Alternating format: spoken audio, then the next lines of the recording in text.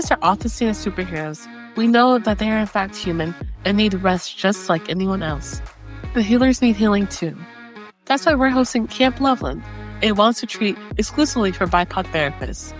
The goal of Camp Loveland is to help prevent burnout among BIPOC therapists by providing them with a rejuvenating experience that is full of unapologetic joy. Can you make someone a happy camper by donating to Camp Loveland? Visit thelovelandfoundation.org/donate.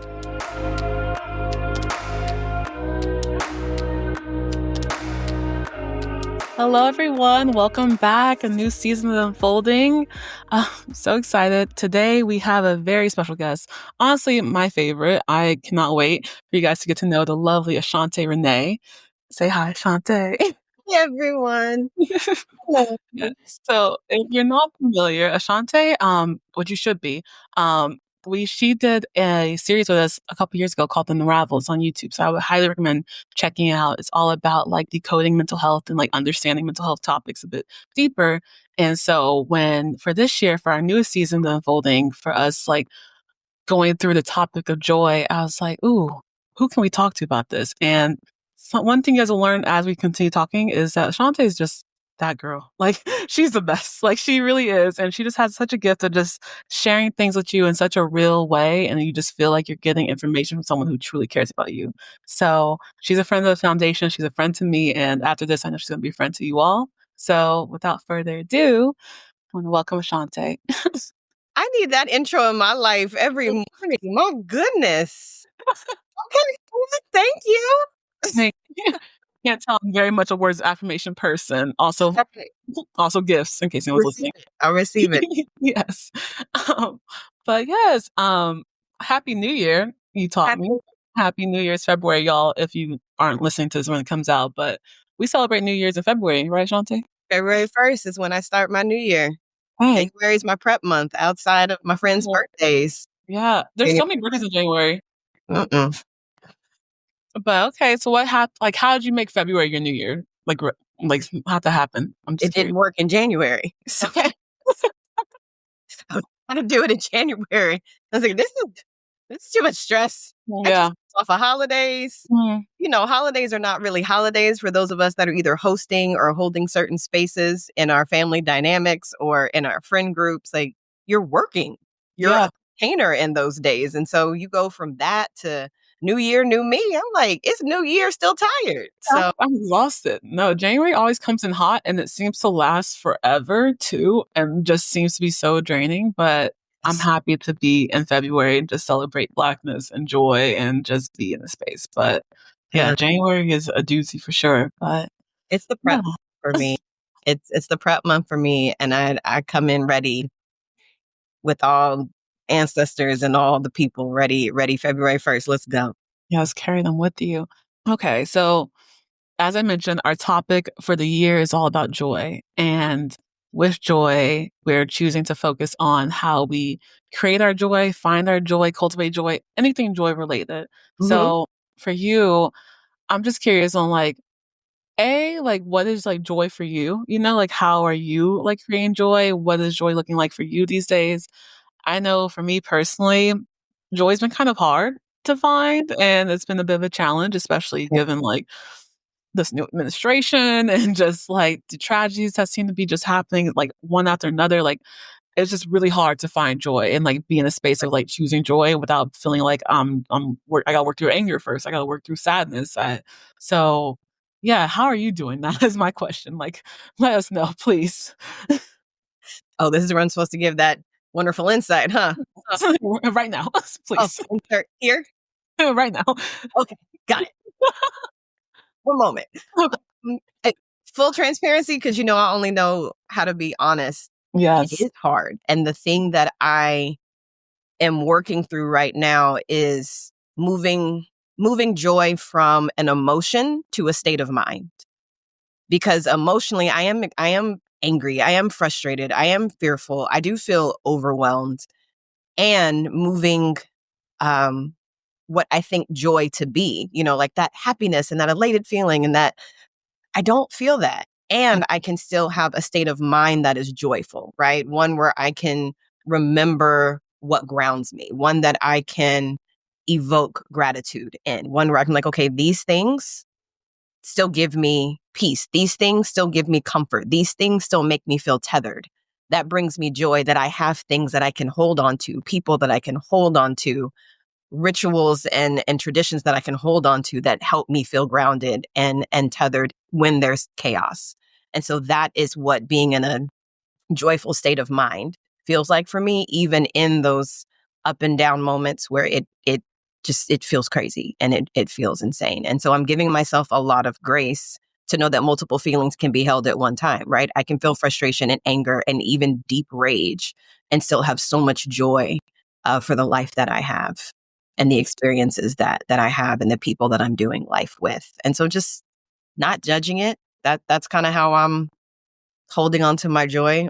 I'm not judging how it shows up. I understand, there isn't a one joy fits all Yeah. type thing. So letting it be what it needs to be that moment of that day and letting it be something different or feel different if it needs to a little bit later, but always returning to what grounds me and what keeps me tethered.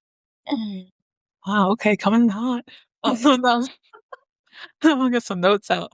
No, joy as a state of mind is such a amazing concept to think about and just, like, something I wanna implement into practicing in my life. Uh, this idea of, like, joy and, like, we see, like, pictures of it, especially on social media, like, moments of joy, and it's always so happy, and, like, it seems almost, like, fake and almost, just, like, delusional almost, and in the sense of, like, there's no way you could be that happy all the time or that, like, type of, like, you know, joy, but the idea of it being a state of mind and like a action almost, and like Mhm. what it grounds you to joy is something that I never like thought can be a way of practicing joy while holding on those feelings of frustration, anger, and like things I don't want to hold on to, but just happen to be feelings I have. And then I know that when I neglect those feelings or ignore those feelings, then I definitely am not feeling joy. So I just like this idea of carrying both and like allowing them both to like have their moment, you know? Yeah, they cannot. I to this day still absolutely love Inside Out and Inside Out too, because Okay, it much better. shows in that they're on the was it that console? All of these emotions are all functioning together at Yeah. the time. Sometimes joy jumps up front, sometimes anger jumps up front, but it doesn't mean any of them left the building. They're Mhm, all still very much present, and they get to all be present. And just because you feel one more intensely than the other doesn't mean that you can't access, those other ones. And so it really is giving yourself grace because kind of to what you named, we see moments of joy. I don't need mhm, moments of joy. I need sustainable joy. And that is much harder to cultivate and that's much harder to hold on to. And so when I say these things, I'm not saying it lightly. I'm not saying that it's easy. Well, no, I take that back. No, I'm not saying that it's easy. It's not easy at all. And so even as people are trying to get to that state of mind around joy, don't like give yourself some grace even in that because there are some days I'm definitely not meant for human consumption. Like, yeah. you know, To get 'em away, let please. so do not disturb. All calls off, and that's just what it is. Joy is also understanding. Like you can love on yourself and give yourself that kind of grace that you give so many other people. Mm. No, sustainable joy. Shout out to Inside Out. I saw the second one in LA with my friend, and we saw it in 4D. And at first I was like, oh, like it's like, what am I gonna feel? 4D is the one where like the seats are moving with the movie. And yeah, and there's like water and air that splash at you too. So like my Mm, first experience with it. And I was like, oh, it's Inside Out. It's gonna be really chill. It was the most wild ride, like just like an hour and a half of just me shaking. And like it is kind of how emotions do feel sometimes, like that physical, like you're just always like feeling so much and mhm, that shakiness of it. And so like I remember the moment in the movie where she was like, oh, Joy, she's calling for you, in this moment where like I was like, oh, like there's moments where I'm like, I really need that joy and I have to call for it and I have to like have it. So like this idea of like the state of mind and being sustainable joy and having it in like this like keep this practice where you could always like call back for it mhm, and like what is like something that grounds you to joy is really like fascinating because like as I get older I'm learning that those things change. Like sometimes before things that would call me to joy would be like going out or like like just distractions almost or like not really focusing. But now I'm just like slower pace of life. Like joy for me is like sitting outside on the patio watching the water and just like listening to music and just like I get why my grandpa was always outside, just like on the porch, just rocking and like foot on the, like it's like that moments of like joy and like how you could find in like the smallest of things is like such a beautiful sentiment to me, you know. Yeah. It does change as you change, as your life situation. Well, actually, I think the state of mind, like having a joyful state of mind, I think that's consistent. I think what adds to it and what tethers you and what brings you happiness and what brings you calm may change. And I think sometimes we're like chasing the old thing that used to work. And that old thing isn't going to work anymore because you're not that person anymore. And so then we get frustrated or sad or longing for that old version and you're not that. And so now you have the opportunity to figure out what are the new things that tether me, that ground me, that bring me happiness and understanding or start being open to and curious about what does that mean in this particular season of my life. And a season can last 2 weeks, 2 months, 2 years, 20 years. But being open to the flow of it. Yeah. No, like full transparency, last week was not my best week. Like it was very I was Joy was not in the room with us. It and like I just was not feeling it. And I was like, wow, like these things I thought could bring me joy are not working. And I had this idea where like I was like, okay, if I'm trying all these old ways to what you said, like that used to bring me joy that are not, and I had to like respect the fact that like I'm a different person now and I have to honor the person who I'm trying to be and becoming. I have to like start finding new ways to find joy and like have joy. And Mhm. so like I started by doing like a dance class yesterday and I was like, first time, went by myself, Okay. scared. Definitely the worst one in the classroom, but it's okay. It was fun, I We don't need this qualifier. You was in the room. I bet you was in I made it. the space. You were amazing. And I was like, "Oh," like, it was cool to see that, like, I am able to change and I'm able to, like, try new things as someone who's, like, very much a creature of habit. Like, I felt a type of joy that I haven't felt since I was, like, a little kid in the way that, like, when you're a kid, everything feels fresh and new and exciting. You just have room to play and Mm. just, like, explore yourself. And, like, I'm just like, "Oh," like, wow, like these ideas of myself that I thought I had can be so different. Like I don't have to be stagnant. I don't have to be this version of myself that like people told me I am. And like I get to create that. And like part of the way I'm finding joy is finding ways to recreate myself without like having to like lose myself. There's you know what I'm saying? I'm just trying to Yeah. figure out balance. Okay. Yeah. I'm like, am I on the right path, Ashante? Please tell me. Exactly. I mean, it makes sense to me. Okay, It great. to That's all that me. matters. It's the Oh, Look, your tools change. And I mhm. don't think we talk enough about that. Like, depending on the season, the tools will change. We get that, you know, when you're like with the weather, right? When it's 12 degrees outside, you're not out here in shorts with your kneecaps out and your elbows showing Yeah. and your toes just flapping about, right? You have all the proper you have on the proper clothing to protect you and care for you and hold you, right? In the same way that you're not rolling around in a full on, full length duster in the summertime. Yeah. And so we understand different seasons require different things physically. Well, different seasons also require different tools emotionally and mentally and spiritually. And they ebb and flow. And sometimes you put them away, you put your winter clothes away and you bring them back out. And so it's also it's giving you an opportunity to learn yourself, to love yourself, to explore who you are in a way that is truly authentic to what you need in that moment. See, this is exactly why I wanted to talk to you because I'm just like, yes, I need this right now. Yeah, you talk a lot about this idea of retiring superwoman, and we just talked about like seasons of ourselves and like old versions of ourselves, and this idea. I know growing up, like I don't know if you know that Alicia Keys song "Superwoman," where Mm. like she's like she sings about like I'm not gonna sing it because I've been told I can't sing, but I love it. But this idea of like first I remember being so glorified to be Superwoman and like how cool it is to like be the person who comes in, saves the day, be the person who people could always rely on. Yeah. And I've always like wanted to be that. And I did that for a while and over it. tired, don't want to know more.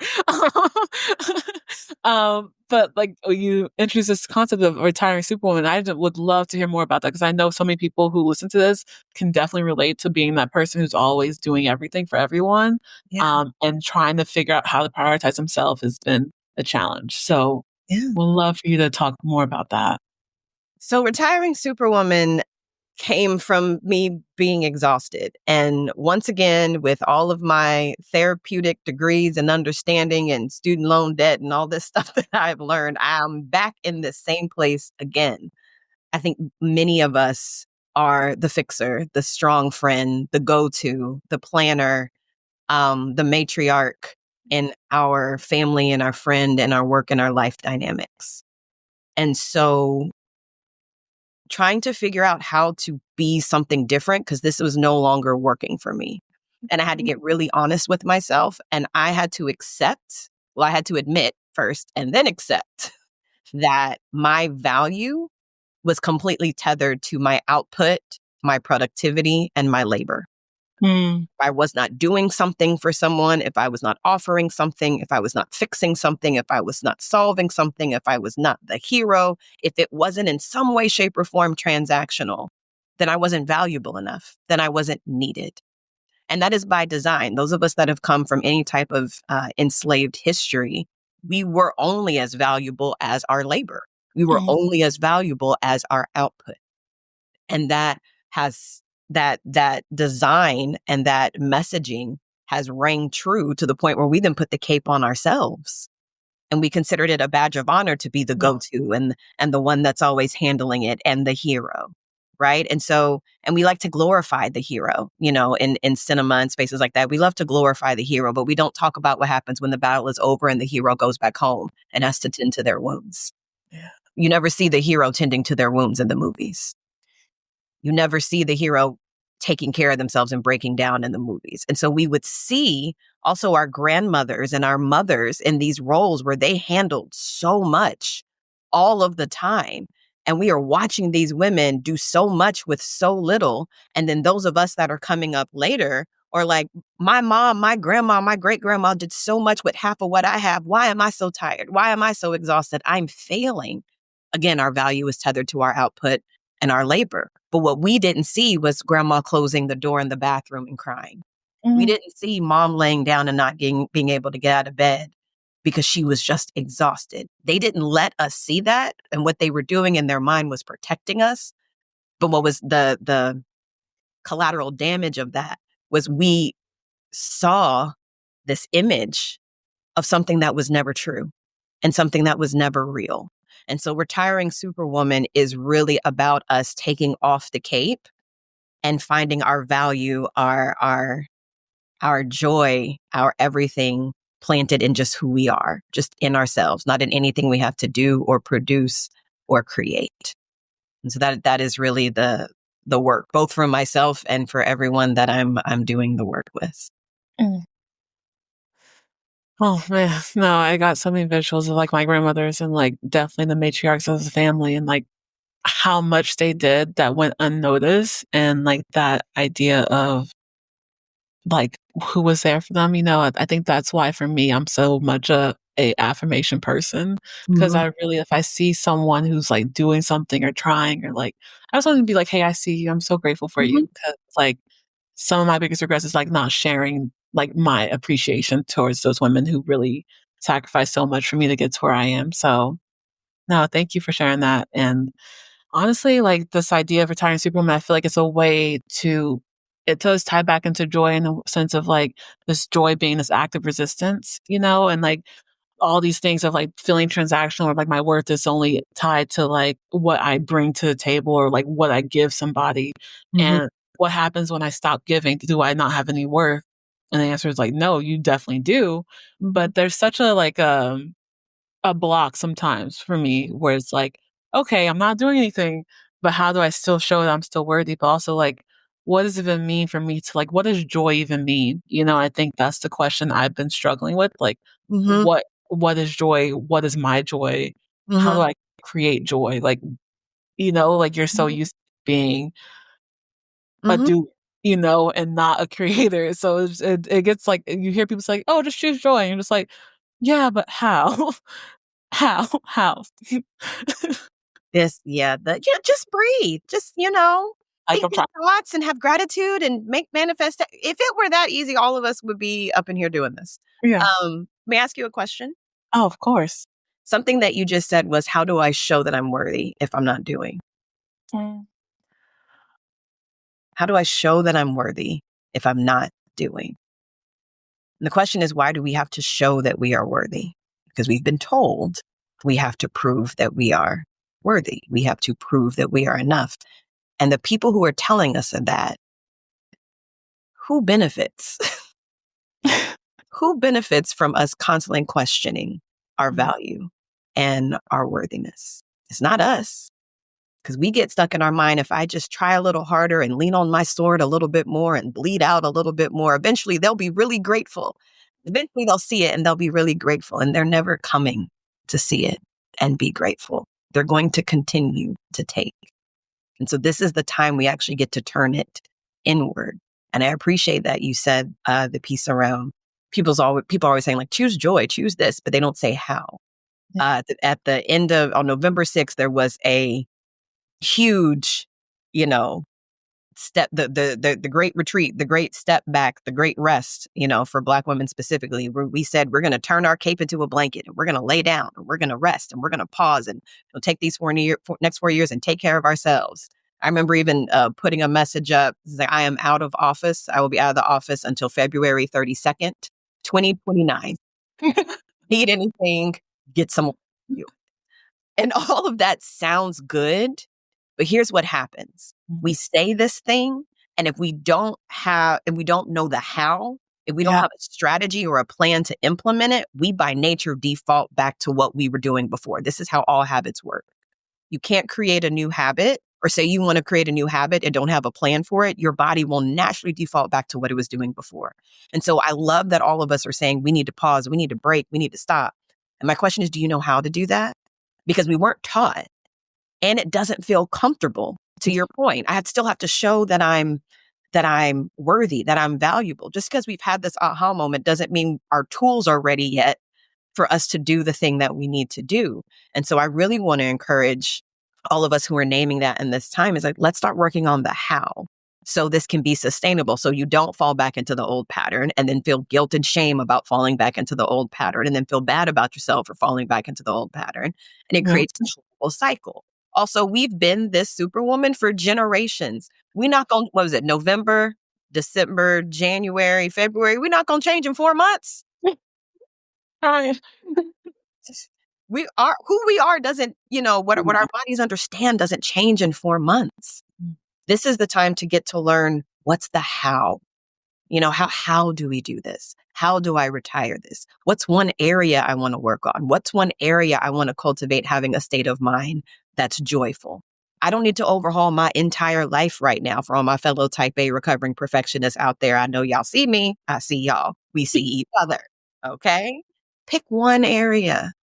Pick one area, and it can be, and if you're like, well, that's just something simple and that's easy, then do the simple, easy thing. Get the easy win, sis. Get the easy win. Because that builds the confidence for the next win. And that builds the confidence for the next time you say no. And that builds the confidence for the time after that, where you're like, actually, we don't have to host that thing at my house. And I'm still fly and I'm still valuable and I'm still worthy. But really want to lean into us learning how to retire her. What does that mean for us? What do those boundaries look like? And as soon as I can ask you questions, I was like, she's about to gather me so beautifully right now. I embraced myself gently and I was like, oh, okay. But no, I needed that. And I think we are so quick to like get mad at ourselves for not changing right away or being like, oh, like I'm ready for a change. I'm ready to like be this person who does choose joy. But that idea of the how, and I'm so grateful that you opened that up because like truly like that is the question I keep coming back to. It's like if I want to like be better, if I want to grow and like practice these tools of joy, how do I do that? And like part of it is like I've learned for myself is learning not to do it alone. I think like really like I struggle so much with asking for help and like relying on my village because like this idea of like, oh, I should do this, I should be good enough. I should like be able to like be Mm, able to create this and stuff like that. But one thing that I'm trying to do is like just ask for help, even if it's like something small. Like I was trying to build a desk chair, Mm, and I was getting so frustrated because one screw was not going in. every time. Same screw all around the chairs, same screw. But with this one, like, it was not going in, and I was, like, fully pressed about it. I was so mad, and then I was just like, "Ugh," and then my friend calls me, and she's like, "Oh, like, what are you doing? Like, you wanna, like, get lunch sometimes?" Like, "No, I'm busy with this chair." She's like, "Well, I can help you." I was like, "No, it's okay, I don't need help, like, it's impossible." And she's like, "Well, let me come over and help you." I was like, "No, it's really okay, I'll go out to lunch, but I'm not gonna y'all need your help." And so, it wasn't until she got here, and she's like, "Rachel, like, let me just help you," and, we did it together, and it was so easy. I felt crazy. I felt like, "Oh, like, was this screw this easy the whole time?" I was like, this idea of like I was so resistant to help because I just didn't want to like burden someone else or burden my friend or like take my like anger, frustration out. And I was like, oh, this is like from like my problem to bear, you know? Mm, And it really taught me like A, I returned the chair. But well, B that's but B like this idea of like ask for help and also people are offering help, take it. Like, what's the harm in it? You know, what's the harm in just like not having to do this alone and like go through things alone? So there's yeah, that was there's one how. first of all, congratulations. I like to celebrate a victory. I don't care Thank you. how fast first of all, we're gonna pause. I know we're on a podcast, but we about to pause and celebrate victory. So everyone who's on the podcast, do a quick. I know Thanks. they're all doing it. I feel it. For Rachel for having that aha moment and having that breakthrough and that growth moment. Because that's what it is, right? It's I don't need help. I don't need help. I don't need help. I got it. And then someone helps you, and then you even name. Well, could I just not figure it out? It don't matter what the reason is. The reason why you couldn't get the screw in the chair is irrelevant. Yeah. That reason is irrelevant Mm, because what came of it is you allowed someone to care for you in a way that you probably care for so many people. We are not, and I get the whole like I don't want to be a burden to others. I don't want to be a burden to others. But you got a whole bunch of women walking around here not trying to be a burden, always being a blessing. yeah. Oh, Shante, please. So if we are out here being blessings to everybody else, and Mm, it's not a burden when we are offering blessings to everyone else, that means we can't be a burden when we need the blessing ourselves. uh, The math doesn't math. It doesn't add up if we think about it like that, right? Like I physically can't be a burden. If all of us out here, all the people that care about me and love me are out here trying to be a blessing, it's impossible for me to be a burden. And the piece around the should, right? The way I be shouldn't, I be I'm shouldn't so sure. all over myself, just be shouldn't. And had to get checked on that. And one of the things that I had to realize was changing out some of my language, right? So going from I should to I am.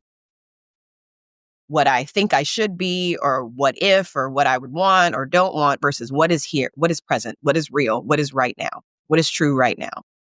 I should versus I am. I should be able to fix this chair.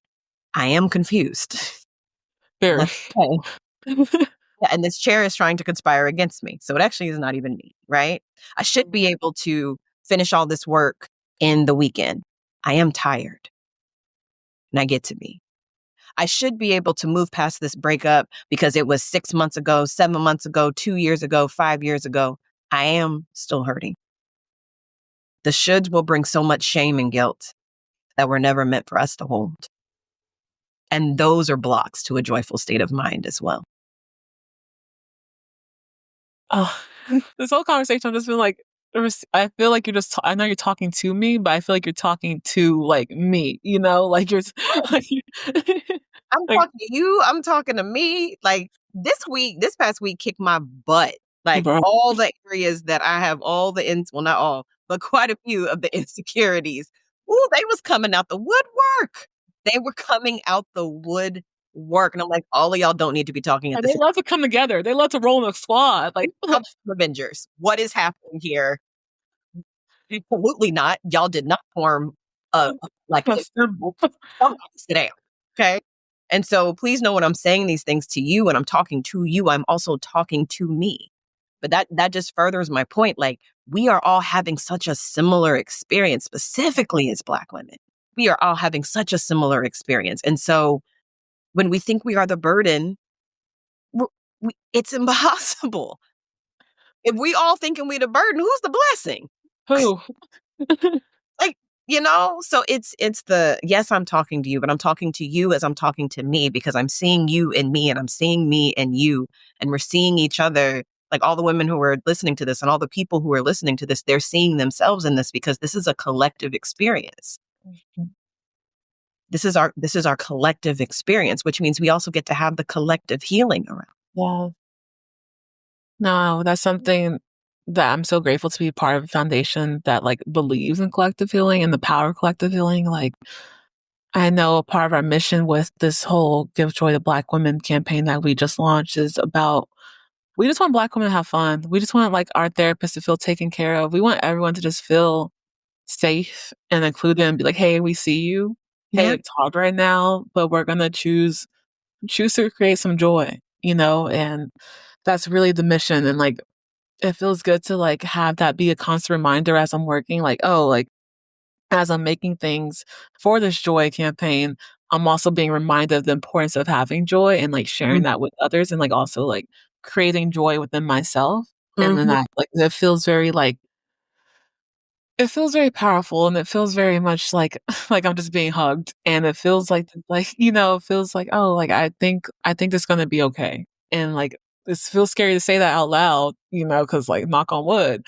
But I do truly think that like with the people who we're all going through it, we can go through it together and we can heal together and we can experience joy together.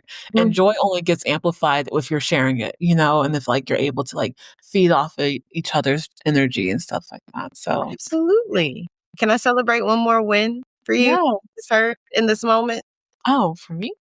Yes. You see, this is why you got to be in community with people, because you're like, did you just hear what you said? I just heard you say you are creating Black joy experiences for your therapist. And you realize in the midst of that, you need to be creating it for yourself first. This is not just I'm creating this thing externally. I actually can be receiving from this. I actually can be learning from this. I actually can be, gathering gifts and moments of clarity and comfort from this. And a lot of times we forget that. We get so busy and caught up on doing for other people that we forget, oh, this is also for me. And so kudos to you for acknowledging that, recognizing that, and leaning into that as well. Man. Y'all just gonna hear me fangirl over Shantae this whole but when I tell you this is my girl. You my people. You are my people. No, so I'm so grateful for you and so grateful for this conversation, honestly. I can't wait for all the fun things we have planned this year. And listeners, keep an eye out. I can't say anything yet, but I'm hoping I know for a fact it's gonna be the last time you guys hear Ashante and the foundation working together. Like I know it to be true. But just say Yeah. thank you so much for your time here. Before we leave, Okay. um, where are you finding your joy today? Today, this moment. Where's your joy? In this moment, Or ooh, today, and or just like this week, recently, currently. you said, can you find it? You find it? Okay. So, and you know what? I just talked all that talk. Let me walk it. I just did all that talking about it can be big, it can be small. I am so proud. Like, I had such a joyful, giggly moment when I figured out how to put my lip liner and this lip gloss combination on together, and it worked. I Oh, was like, yeah. like that combo's eating, please. Like I send me Bar, the link. shout out to Lip Bar. I was able to do like a cute brown and then like rich auntie on top of it. And I was like, it worked. No, it's working. It's working. I It's was doing great. so proud of me. I was so proud of myself. I hope you guys are watching this because her lipstick looks great, y'all. Please. That brought me so much happiness, and then it reminded me, like, yes, I can deep gratitude and joy in these moments. And so I was trying to come up with something like all deep and like healing and profound. I was like, girl, you just talked about it can be whatever it is. So Joy no, can be simple. right, be real about it. Be about it, Ashante. So see, I even had to check myself in that moment, Mhm. right? Okay, clap it up for Clap it up for my growth moment. I had so much joy that I got my lipstick to do what it needed to and it's doing it well. Okay. Well, before we leave, please, please, please tell people where they can find you, where they can like follow you and what you're working on, how they can support you, how they can share some joy your way? Absolutely. You can follow me on IG. It's just my name, Aseanté Renee. I'm on LinkedIn, Aseanté Renee. My website is the Axon Group. That's the consulting firm where I do executive coaching for predominantly melanated, more specifically Black women-centered coaching.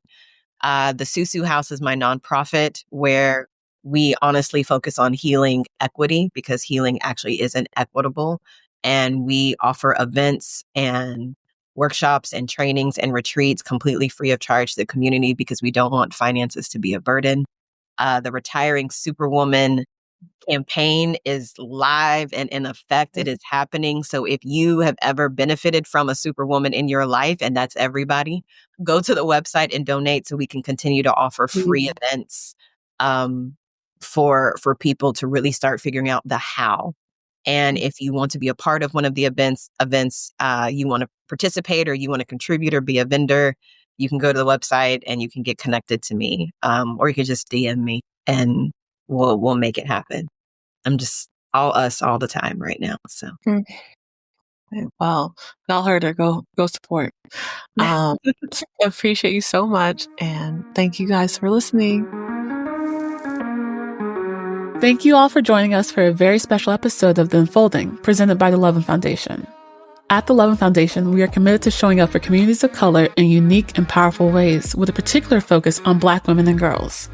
Our resources and initiatives are collaborative and they prioritize opportunity, access, validation, and healing. Since our founding, the Therapy Fund has provided financial support for therapy to over 13,000 Black women, girls, and non-binary individuals across the country. This year, our goal is to provide free therapy to at least 6,000 more. If you'd like to join us and invest in generational change, visit our website at thelovelandfoundation.org for ways to give. To stay updated on new episodes and any future programming, follow us on Instagram and Meta, or check out our website at thelovelandfoundation.org.